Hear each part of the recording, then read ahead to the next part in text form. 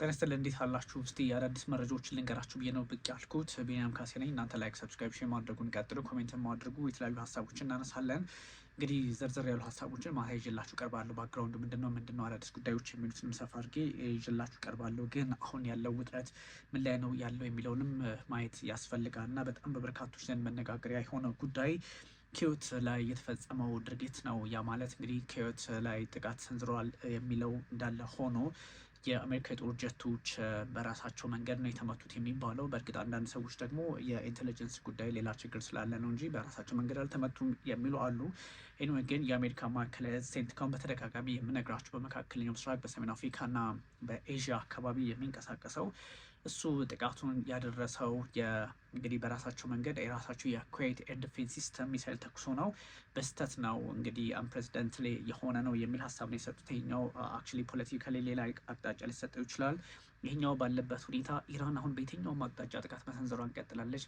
በተለይም ደግሞ እንግዲህ በነ ባህሬን አካባቢ፣ በነ ቆጵሮስ አካባቢ፣ በነ ሳውዲ አረቢያ ላይ የጭራሽ የነዳጅ ማጣሪያ ሁሉ ተመተዋል። እንደዚሁ ካታርም ላይ ጥያቄዎች ቀጥለዋል ወይም ደግሞ ጥቃቱ እየተሰነዘረ ይገኛልና እነዚህ በጣም እጅግ አስቸጋሪ ሆነዋል። እነዚህ ጉዳዮችን ለተመለከቱ ደግሞ ኢራንም ለድርድር ፈቃደኛ አይደለውም ከዚህ በኋላ ነው የሚል ሀሳብ አምጥታለች።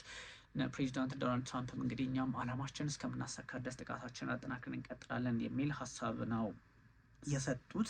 እነዚህ አይነት ጉዳዮች ትንሽ አስቸጋሪ ናቸው። ይሄኛው እንደዚህ እያለ እየሰፋ ከሄደ ቆጵሮስ ደርሷል። ቆጵሮስ የደረሰው እንግዲህ ምንም እንኳን ረንዌይ ላይ ነው ተብሎ ቢታሰብም በዩናይትድ ኪንግደም፣ በአሜሪካ፣ በእንግሊዝ የጦር ሰፈር ላይ ጥቃት ደርሷል። በእንግሊዝ የጦር ሰፈር ላይ ጥቃት የደረሰው ደግሞ ኦፍኮርስ ቦታውን አልመታውም የሚሉ መረጃዎች አሉ፣ ግን ቆጵሮስ ላይ ኢላማ ተደርጓል። ስለዚህ መካከለኛው ምስራቅ ላይ በኢራን ያልተሞከረ በኢራን ያልተመታ የለም ለማለት እድል ይሰጣል። ቢካዝ ብዙ ሀገራት ተመተዋል። እነ ካታር፣ እነ ባህሬን፣ እነ ዮርዳኖስ፣ ራሷ እስራኤል፣ አቡዳቢ፣ ዩናይትድ አረብ ኤሚሬት ማለት ነው፣ እነ ሳውዲ አረቢያ፣ ኢራቅን በበኩሏ እንደዚህ አይነት የተለያዩ ቦታዎች ላይ ጥቃት ሰንዝሯል። ይሄኛ ወዴት ነው ሊወስድ የሚችለው ከተባለ መካከለኛው ምስራቅ ላይ ሁሉም ፉል አዋር ሁለቱም ኃይላት ማለትም ኢራንና አሜሪካ፣ እንደዚሁ ኢራንና እስራኤል ማለት ነው። አሜሪካና እስራኤል እንደምታውቁት አንድ ላይ ነው። አሁን ሌሎች ሀገራትም እየተቀላቀሉ ይገኛሉና ጉዳዩ ትንሽ አስቸጋሪ ነው። የዩኤስ ሚሊተሪ እስካሁን እንግዲህ ባለው ሁኔታ ትናንት 3 ወታደሮች ነበረ ህይወታቸውን አጥተዋል የተባለው እና አሁን 4 ደርሰዋል። ቁጥሮች ላይ ታወቁ ይችላሉ። ይሄኛው እንግዲህ ኩዌት ላይ ተመታ ወይም ደግሞ ክራሽ አደረገ የተባለው ኦፍኮርስ ሴንቲካም ቀደም ሲል እንዳልኳቸው ለማስተባበል ሞክረዋል። ችግሮች ተፈጥሮ ነበረ። ችግሮችን ግን የምፈራው ጦርነት ለኔ መጣ አልቀረልኝም። ወይኔ አላህ ያደራህን ያ ረብ ያደራህን ሰዎች ላይ ግን ጉዳት ደርሷል። ወደ ሜዲኬር ነው ግን ህይወት አለመቀጠል እንድናቅም ክራሽ አድርገዋል። ናቸው ወይም ደግሞ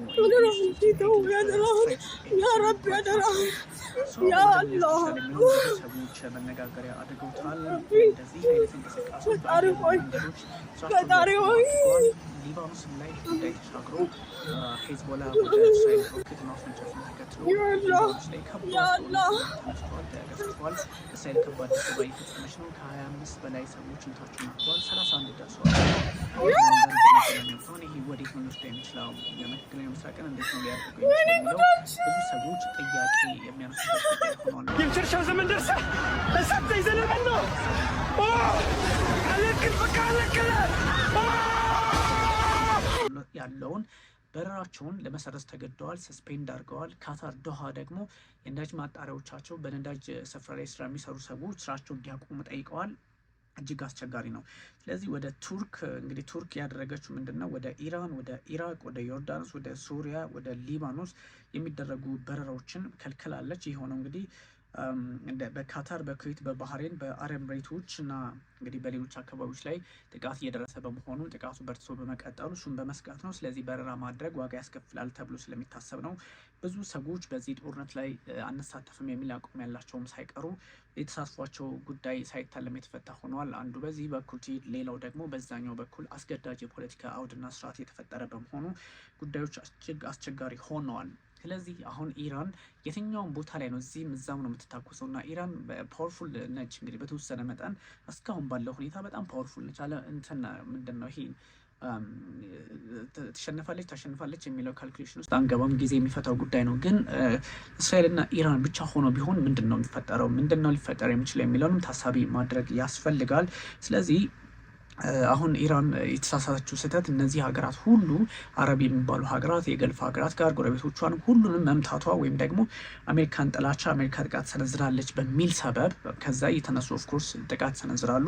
የአሜሪካን ጦር ቤዞች አስተናግደዋል በሚል ጥቃት መሰንዘሯ ጎረቤቶቿ ጋር እንድትቃቀር አድርገዋታል። ጎረቤቶቿ እንደና ካታር፣ አረብ ኤሚሬቶች አሉት ጥቃትን ሰነዝራለች ከማለት እንዲደርሱ በር ከፍቷል እና ይችኛዋ ትንሽ አስቸጋሪ ካታር ኢነርጂ ፕሮዳክሽን ወይ ይሄ ኤልኤንጂ የሚባለው የሊኩዊድ ናቹራል ጋዝ እሱ እንዳይመረት በማድረግ የኢራን የድሮን አታክስ በዚህ በራስ ላፋን አካባቢ በመፈጠሩ ስለዚህ ስራዎች እንዲቆሙ አድርጋለች። የተፈጥሮ ጋዝ ወይ ፈሳሽ ጋዝ ስራዎች እንዲቆሙ ወይም ምርቱ እንዲቆም ተደርገዋል። ይሄ በዓለም ፖለቲካ ላይ ብቻ አይደለም፣ በዓለም ኢኮኖሚ ላይ የሚፈጥረው ጫና ቀላል አይደለም። ዩኤስ ኤንድ ኢራን ሪኮግናይዝ ኒድ ቱ ሪዙም ዲያሎግ አይኤ እንደዚህ አይነት መረጃ አውጥተዋል። የዓለም አቀፉ የአቶሚክ ኃይል ድርጅት ዊ ሃቭ ሞር ላይንስ ፍሮም ራፋኤል ግሮሲ ከራፋኤል ግሮሲ የወጡ ሀሳብ ነው። ያ ማለት ምንድን ነው? አይኤኢኤ ራፋኤል ግሮሲ የዓለም አቀፉ የአቶሚክ ኃይል ድርጅት ዋና ጸሐፊ እሳቸው ሀሳብ ሰጥተዋል። ምንድን ነው ያሉት? the US and Iran recognize that there has to be a dialogue, adding that the agency will be ready to assist if asked to ሁለቱ ማለትም እንግዲህ ቴህራንና ዋሽንግተን ወደ መደራደሩ ወይም ደግሞ ወደዛ መድረክ የመምጣት ፍላጎት አላቸው። ስለዚህ ይሄኛው ጉዳይ የሚሳካ ከሆነ እኛም ተሳትፎ እናደርግበታለን የሚል መረጃ ነው ያጋሩ ራፋኤል ግሮሲ። ይሄ ከሆነ ጥሩ ነው። በሌላ በኩል ደግሞ የአሜሪካው ፕሬዚዳንት ዶናልድ ትራምፕ ሙሉ በሙሉ ዓላማችን እስከምናሳካ ድረስ ጦርነቱን እንቀጥልበታለን ብለዋል። እነ መሱድ ፔዜሽኪያንም ድርድር የሚባል ጉዳይ አናቅም ብለዋል። ግን ጦርነት አስከፊ በመሆኑ እንደዚህ ቀለል ተብሎ የማይታይ ነው። ሙሉ መካከለኛው ምስራቅ እዚህም እዛ ሚሳይል ይወረወራል። መንቀሳቀስ አይቻልም። ፋይተር ጀቶች ናቸው ኤርስፔሱን የያዙት። እዚህም እዛም የሚንቀሳቀሱት ተዋጊ ጀቶች ናቸው፣ ጥቃት የሚሰነዝሩ ናቸው እና ይሄኛው መልኩን ቀይሯል። የዩኤስ ሚሊትሪ ጀትስ እንግዲህ በኩዌት በዚህ ልክ ክራሽ ማድረጉ ብዙ ጥያቄዎች እንዲያስነሳ አድርገዋል እና ይሄኛው ነው በሄዝቦላም የገባበት ውጥረት እስራኤል ጋር ማለት ነው። እስራኤልና ሊባኖስ የሊባኖስ ሄዝቦላ ማለት ነው። እነዚህ ጉዳዮች በጣም በዓለም ፖለቲካ ላይ ክሪቲካሊ መታሰብ ያለባቸው ጫናዎችን መቆጣጠር የማይቻልበት ደረጃ ላይ ተደርሷልና መፍትሄ ያስፈልጋል ተብሎ ይታሰባል። ግን የመንግስታቱ ድርጅት ዋና ጸሐፊ አንቶኒዮ ጉተሬዝም ምንድን ነው የሆነ ያለው የሚለውን ከማንሳት በስተቀር ሁለቱም ወገኖች ጉዳዩን አርግቡት ለማለት ካልፈለጉ በስተቀር ብዙም የሚያዋጣም ነገር ብዙም በግልጽ ሀሳባቸውን ያስቀመጡበትን መመልከት አዳጋች ሆኗል። ምክንያቱም የኢራንና የአሜሪካ ውጥረት፣ የእስራኤል ውጥረት የእነዚህ ሁለቱ ሀገራት ለአንድ ኢራን ሌሎቹንም ሀገራት እየሳበ እየጎተተ ማስገባት ጀምረዋል። ለምሳሌ ፈረንሳይ እንደነ ዮርዳኖስንና እዛ አካባቢ ያሉት ሌሎች የገልፍ ሀገራትን ለመከላከል ከኢራን ጥቃት ለመከላከል አያም ዝግጁ ነኝ የሚል ሀሳብ ሰጠች። ያው ማለት እንግዲህ አገኒስቱ ኢራን ነው። ኢራን ለምትፈጽመው ጥቃት ሁሉ ምላሽ እንሰጣለን ነው ትርጓሜው። ሌላ ምንም አይነት ሀሳብ የለውም እና እሱን እንዴት ትሪት ማድረግ ይቻላል? በጣም የተወሳሰቡ ቀጥለዋል። በተለይም የአሜሪካው ፕሬዚዳንት ዶናልድ ትራምፕ እርቅ አንፈልግም አሉ ሲባል፣ በሌላ በኩል ደግሞ ለእርቅ የተዘጋጁ መረጃዎችን ማጋራት ቀጥለዋል። እንደዚህ አይነት ሁኔታዎች በጣም የዓለም ፖለቲካ አውዱን ሊቀይሩ የሚችሉ እንደሆኑ ይነገራል። ግን እስራኤል በሊባኖስ የከፈተችው ጦርነት አሁን እጅግ አስቸጋሪ ሆኗል። ምክንያቱም የሊባኖስ ኃይሎች ያ ማለት እና ሄዝቦላ የተለያዩ አጋጣሚዎች እየተጠቀሙ በእስራኤል ላይ ጥቃት ሊሰነዝሩ ይችላሉ የሚል ምክንያት በመፍጠር አሁን ባለው ፖለቲካ ሁኔታ ላይ ሌላ ተጨማሪ ውጥረትን ፈጥሯል። ስለዚህ እስራኤል ደግሞ 18 የሊባኖስ ከተሞችን ዜጎች ለቀው እንዲወጡ ትእዛዝ ሰጥታለች። ይህ ማለት እጅግ አስቸጋሪ ነው። እስካሁን ቀደም ሲል እንደነገርኳችሁ 150 የሚሆኑ ሰዎች ጉዳት ደርሶባቸዋል፣ 30 የሚሆኑት ቤታቸውን አጥተዋል እና ምንድነው እየሆነ ያለው የሚለውን በበርካቶች ዘንድ በጣም በጥያቄ ምልክት እየተነሳ ያለ ጉዳይ ነው። ይሄ ያነሳሁላችሁ ከርቀት በተለያዩ አጋጣሚዎች ከርቀት ሁኔታዎች እየተቀያየሩ መምጣታቸውን መካከለኛው ምስራቅ ላይ ያለው ፖለቲካውም ወታደራዊ ውጥረትም አደገኛ የሆነ መምጣቱን የሚያሳይ መሆኑን ለማሳየት ነው። ሩሲያ እንግዲህ አንዳንድ መረጃዎችን ማታ በደንብ በትንታኔ መልክ እነግራችኋለሁ። አሁን ግን ጉዳዮቹ ምንድናቸው አፕዴቶቹ የሚለውን ነው የምነግራቸው። ሩሲያ በሲቪሊያን ላይ ጥቃት መሰንዘሩ መካከለኛው ምስራቅ ላይ አሳሳቢ ነው በሚል እንግዲህ ለማውገዝ ሞክራለች። የሀገሪቱ መከላከያ የውጭ ጉዳይ ሚኒስቴር መስሪያ ቤት ነው ፎሬን ሚኒስትሪ ነው ይህን መግለጫ ያወጣው።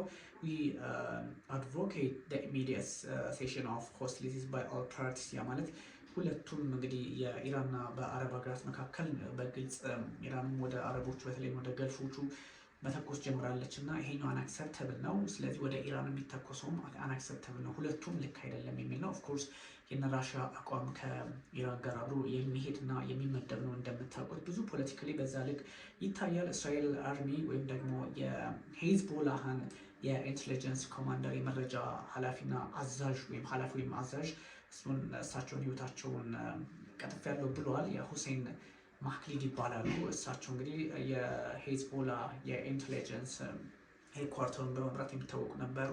እሳቸውን እንግዲህ ህይወት ተቀምተዋል ወይም ደግሞ ገድያቸዋል የሚል መረጃ ነው ኢራን ያጋራችሁ። ስለዚህ እንደዚህ አይነት ሁኔታዎች በጣም በብዙ ዘንድ መነጋገሪያ ሆኗል። አንዳንድ ጉዳዮች በጣም ተለዋጭ ሆነዋል። በተለይ በሳውዲ አረቢያ አካባቢ የተፈጸመው ጥቃት ምንድን ነው ያለው የዚህ የነዳጅ ማጣሪያው ለምንድነው የተመታው የሚሉት ነገሮች ግልጽ ነው። ኢራን ሙቪንግ ኒውክሊየር ስቶክ ፓይልስ ውድ ቢ suicidal ታክቲክ። ያ ማለት እንግዲህ ኢራን የኒውክሊየር ጦር መሳሪያዎቿን ወይም እነዚህ አረጫፍ እንኳን አልደረሰችም፣ ግን የኒውክሊየር ስቶክ ፓይሏን መንቀሳቀስ ጀምራለች ነው ሚድል ኢስት።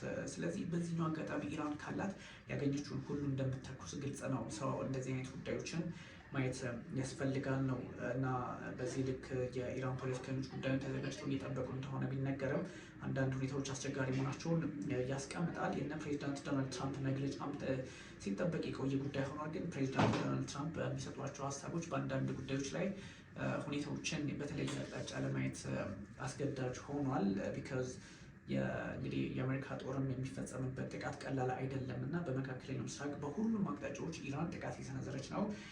ከዛም ባሻገር የነ ፕሬዚዳንት ዶናልድ ትራምፕ አቋማቸው ምንድን ነው የሚለውን ብዙ ሰዎች መነጋገሪያ አድርገውታል። በምንና በምን ሁኔታ የትኛውን ጊዜ ተጠቅመው እዚህ ላይ ጥቃት ለመሰንዘር ይሞክራሉ የሚለውም እንደዚሁ መነጋገሪያ ሆኗል። ምናልባት ከቢቢሲ እና ከአልጀዚራ ነው ጉዳዮችን እየነገርኳችሁ የሚገኘው። ከዛ አፕዴቶቹን ነው የምነግራችሁ። ዋትስአፕ የሚለውን ላይቮቹን ነው ማታ በትንታኔ መልክ ብዙ ሁኔታዎችን ነግራችኋለሁ።